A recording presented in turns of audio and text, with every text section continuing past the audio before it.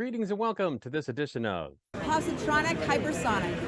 I'm Barry P. Cook, and I want to talk to you about the penultimate episode of Season 2 of Loki. It was called Science/Fiction.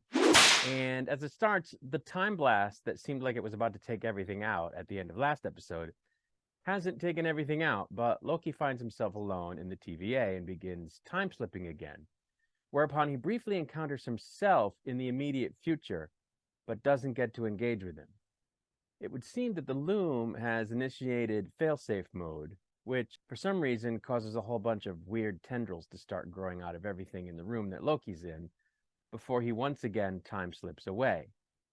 Next, for some reason, we are witness to the escape from Alcatraz in 1962, the escape from Alcatraz, on a branch timeline, where one of the prisoners escaping is apparently Casey, whose name used to be Frank, and he and his fellow escapees encounter Loki on the beach as they're trying to make their way to the water with their makeshift boat, but Loki isn't there long before he time slips a couple more times and winds up in 2012, where B-15 is apparently a doctor, but again, he's only there for a moment.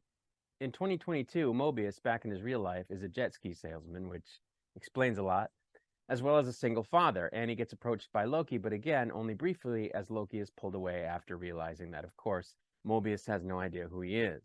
In yet another timeline, OB is apparently an author who keeps leaving copies of his books at bookstores because no one, I guess, will buy it, and who back at home encounters a time-slipping Loki who explains everything to him, after which he happily finds that Ouroboros understands what he's talking about because he's a theoretical physicist, and the books he writes are science fiction books. OB tells Loki that once he realizes why he's trying to save the TVA, which is that if he can't, there won't be anything to prevent what's coming, he should be able to control his time slipping, but it doesn't seem to work. So he and OB realize that they need to get everybody together in one place from the TVA, but they can't really do it without a temp pad, which OB says could take a lifetime to construct, because he'd have to figure out how to do it. Whereupon Loki gives him a copy of the TVA manual he's been carrying around and then time slips again.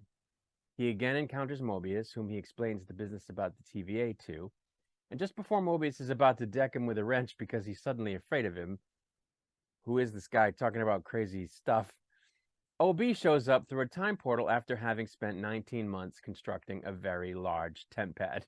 Loki tries to convince Mobius to help him, but he's dubious, even though he's seen OB come through a portal, until Loki shows him that he can travel through time with him by bringing him a few minutes back in the past to where he sees himself interacting with past Loki, and explains that he can bring him back to be with his kids if he leaves with Loki to help him.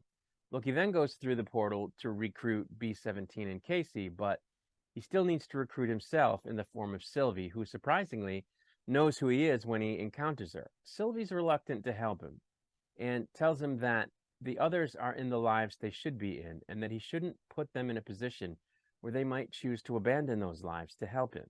He tells her that he can't give them the opportunity to even make the choice without her help, and she makes him understand and admit that the reason he wants to save the TVA isn't so much because he wants to save everything and everyone, but because he doesn't want to be alone. He wants to save his friends because he wants his friends back. She also tells him that they're all making their own way now, and that that's what he needs to do. Loki then goes back to where he had gathered the team, as it were, and tells them, you know what, forget it. Just go back to your lives. You should be living your lives. Forget this whole thing. Back in her time branch, Sylvie listens to a record at a record shop for a few minutes before the branch starts to unravel with the crazy tendrils around her, at which point she activates a tempad watch and walks through a portal to tell Loki that all the branches are dying, including the one where he'd gathered everyone, which soon becomes apparent as everyone but him is wiped out, at which point, after desperately trying to grab the tendrils whooshing past him, to grab a hold of anything and everything that he can salvage, he manages to control his time slipping and sends himself back a few minutes to just before that thread started decaying. In that moment, he realizes that it isn't about why he wants to save the TVA after all, but it's about who, and the who is him, and that he can rewrite the story now that he's managed to solve his time slipping. And he time slips himself back to the TVA before the Loom collapsed. And that's where the episode ended. So I thought that this episode was fantastic. It's probably the best episode of this season. And the reason I say that is that Loki's character arc, which has been, on display the whole time, really came to fruition in this episode.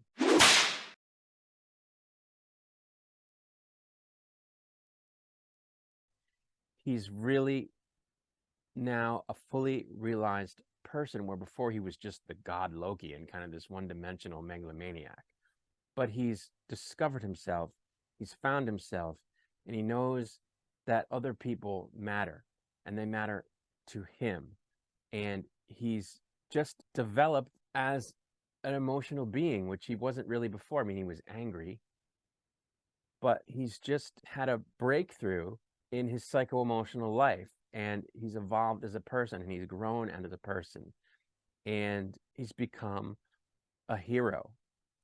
And it was just beautiful to watch. Tom Hiddleston does an excellent job, and I just found it all very moving. He's even crying, it seemed like, when he seems to realize that Sylvie is right, and that he has to give up what he wants and be alone if that's what it takes to do the right thing, which in this case is to let his friends go back to their lives and let whatever's going to happen.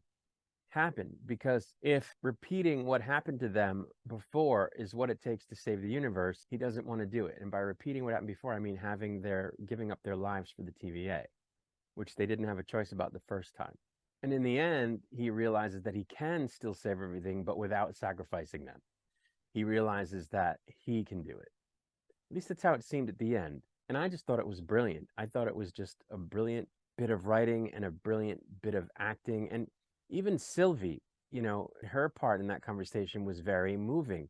She basically just says, you have to let these people be, Loki. It's not about you, it's about them. And I just thought it was fantastic.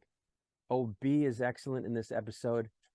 The character moments with Mobius are excellent in this episode. It just was an excellent episode, and this season has been excellent, and the journey that Loki's been on has been excellent, and I'm loving it, and I can't wait for the finale.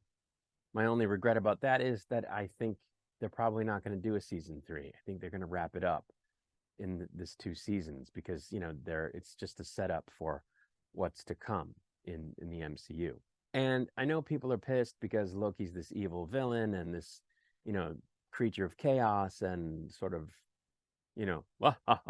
bad guy, and they've gone and changed his nature and turned him into a hero, and that sucks. Well, no, it doesn't, because it's a redemption arc, and redemption arcs are awesome sauce.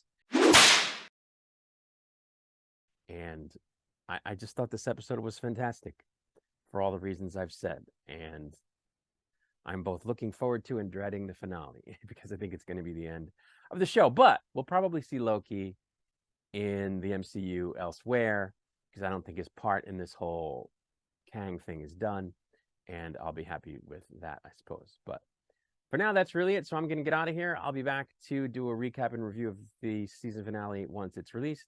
Until I return, I wish you peace and long life.